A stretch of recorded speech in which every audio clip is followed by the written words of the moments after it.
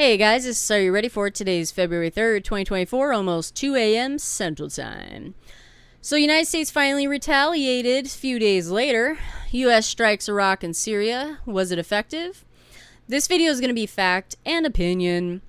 A quick, probably 15-second recap. I've been doing this type of shit on my channel, talking about Iran since 2012 when I started social media. If you're new to this video, you will not see videos that far back because my channel was targeted and deleted during the Trump administration, and I had to fight to get my screen name back. But there are many of you who are seeing this video that have been following me for just that long, and you will hear the same shit that I've been saying for over a decade now. But for those of you who are new, that's a little bit of my background. I started doing social media after I left the service as a Marine and intelligence, and my primary focus was Iran. So I've been telegraphing about Iran for over a decade now in the public. So here's the deal. Since this is obviously the same thing, same administration as it was Obama, we're letting people know what we're doing before we do it. For well in advance.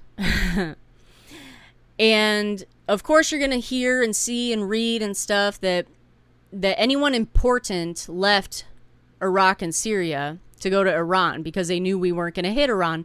And everybody should have known that. Not just based on how the Biden administration was talking and Austin was talking, but logically hitting Iran is not the smartest thing to do first as a retaliation. I'll get into that. They went to Iran, yes, but they also went to one other place. And what country is that? Lebanon. Because Lebanon has not been a target of the United States. Also, Hezbollah is sitting there. A fraction of Hezbollah is there. They're very strong. They're independent. They're highly funded and have a lot of weaponry. Okay? Period. On their own, by themselves. So they could easily hit us and like all these other little proxies are, but they're not, because we are not their focus right now. And Israel's kind of not either. I think honestly Hezbollah's just kind of sitting there chilling in Lebanon to kind of see how things play out. And when they get involved, because I think it really is just a matter of time, the Middle East is going to go to shit real fast. That's how well organized that particular group is. So here's the deal. So we struck a bunch of shit. Guaranteed, leaders are gone. Any type of high military official is gone. Any official is gone. Any major intelligence that they were using, equipment or otherwise, is gone. Any important munitions that could have been moved is gone. Everything is gone. So we supposedly hit their command and control, any type of intelligence gathering type facility or otherwise. We've hit munitions. We've hit, what else? They said something like launch pads, which I thought that was a very weird term to have used militarily. But a lot of other stuff, like they listed off as shit that we hit. It really doesn't matter. None of it was really a big deal. As far as I know, we didn't target any facility in which housed these people, these humans, I mean, like in it. So we didn't take out a bunch of people. I'd love to see the intelligence assessment after this to see how this went down. I have a feeling not too many humans died in this. But beside the point, I have a question for all you guys because I don't know the answer to this.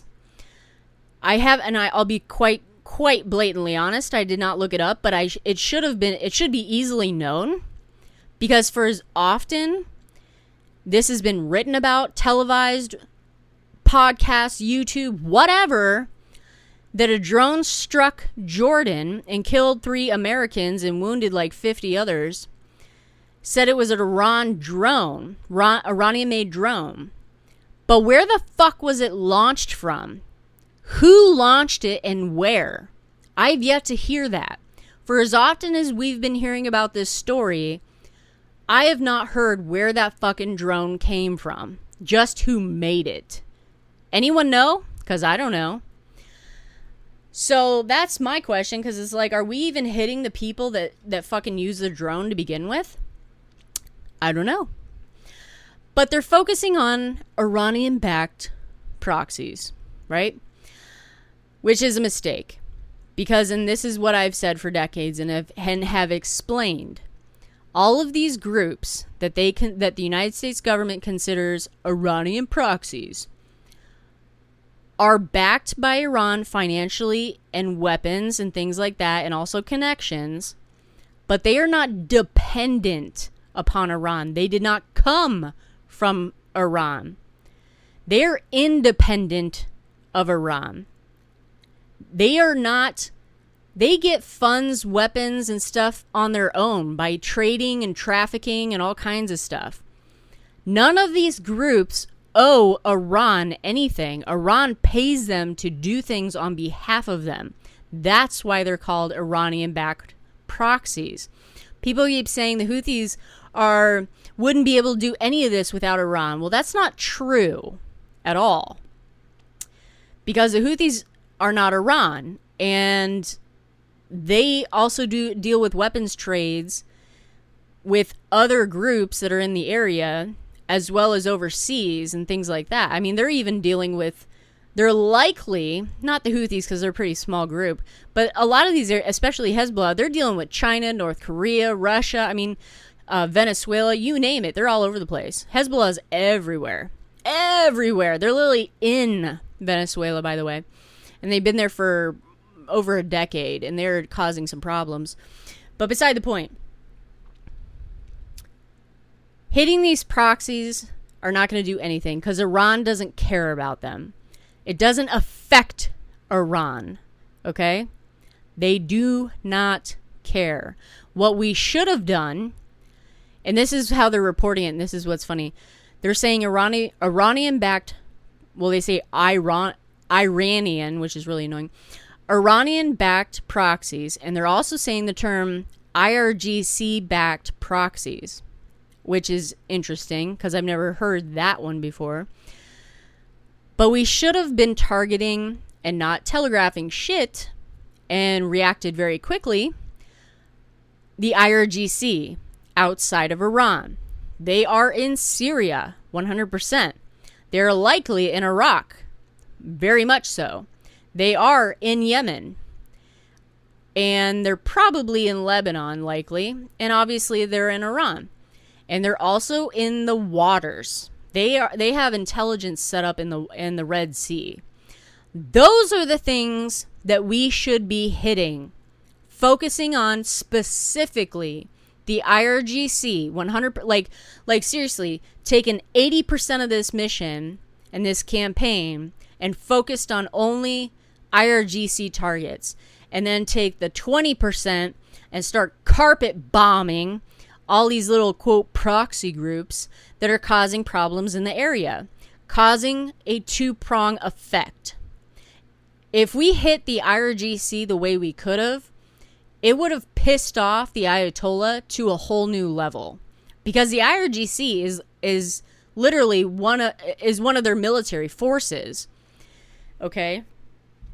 So, yeah, they're not going to want to have them hit. And there's a lot of leaders of the IRGC hanging out in Syria, a lot. And they've been there for a while.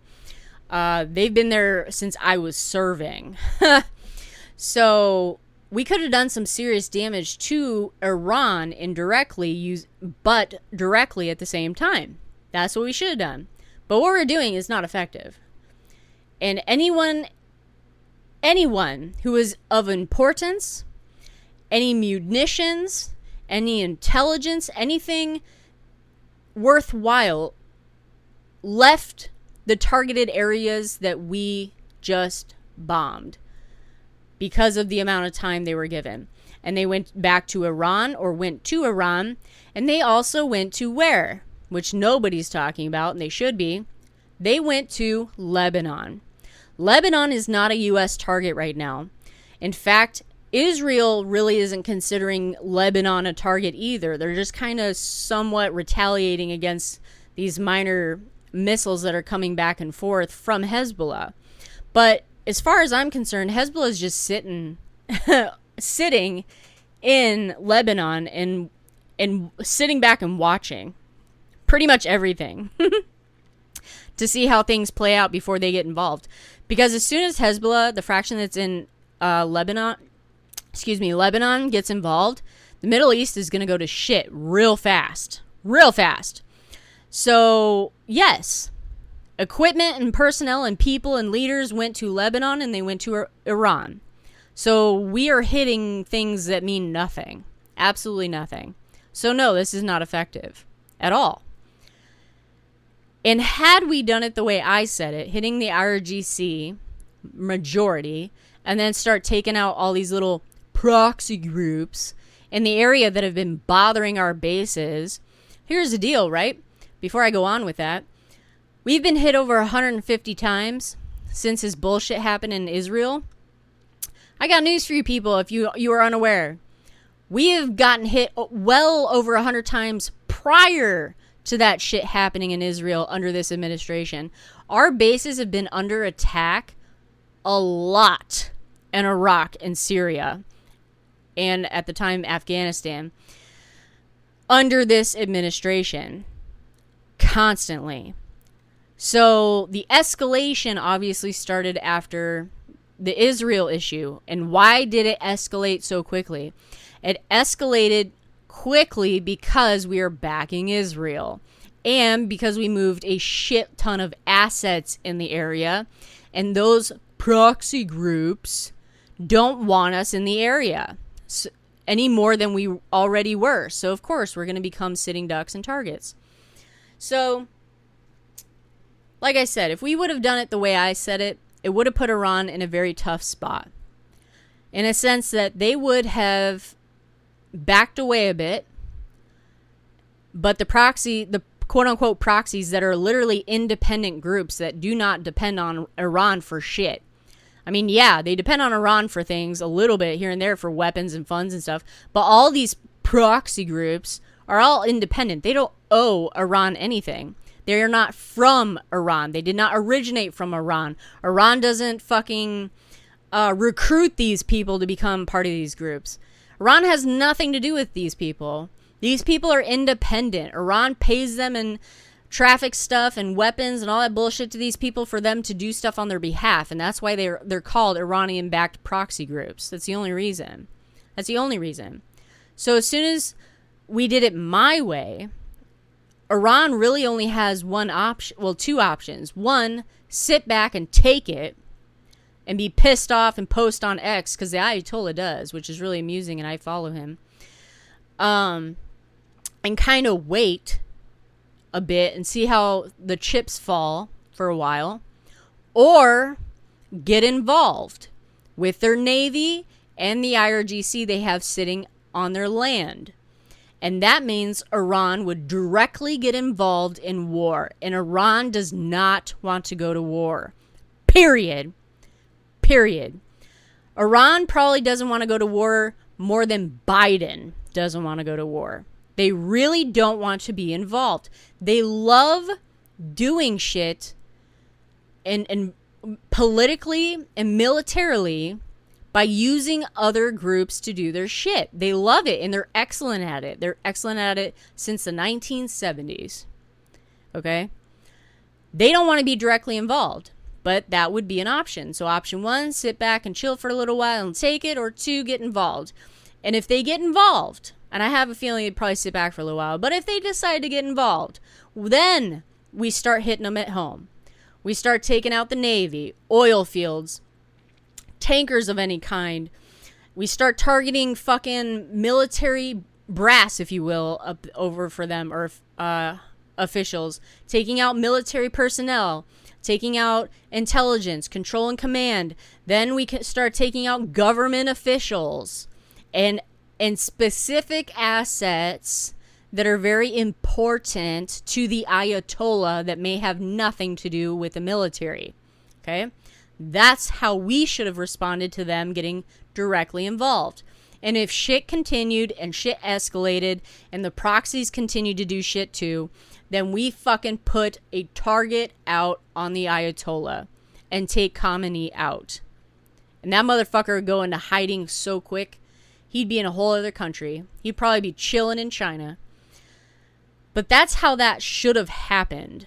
The way the United States has been responding is making things far, far more complicated and to be honest, more dangerous than this situation ever would have or could have been, by these little pinprick tit for tat with the Houthis, and basically doing nothing to anybody in Iraq and Syria, really, responding for the people hitting our bases, but responding occasionally, like maybe 5 or 6 times. We haven't been doing anything. Why? Because we don't want to get into a war with Iran. We don't want to expand and escalate the situation. Well, guess what? The situation got highly escalated the day the Houthis shot missiles and sent drones over to our ships in the Red Sea. Okay? And then it really escalated when multiple bases got hit in both Syria and Iraq within the same time frame. We are in this whether we want to be or not.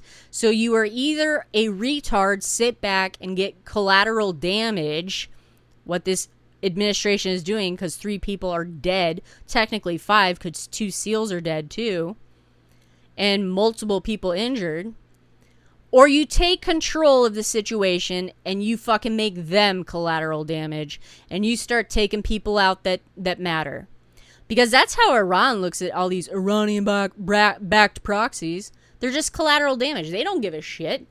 They could give 2 shits whether an entire group was taken out or not. And I'll finish with this. For example, the Houthis, right? They're actually a pretty small group that's like just kind of annoying. And Iran probably does fund them quite a bit. But they are not dependent on Iran either. But here's the case.